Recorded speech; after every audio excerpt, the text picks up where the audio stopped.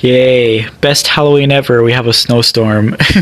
Hopefully the snow will be melted by the time Halloween happens on Tuesday. It's Thursday and this is the only day it's supposed to snow, but it's going to remain cold, so the snow may not melt. This is going to suck. Not good at all.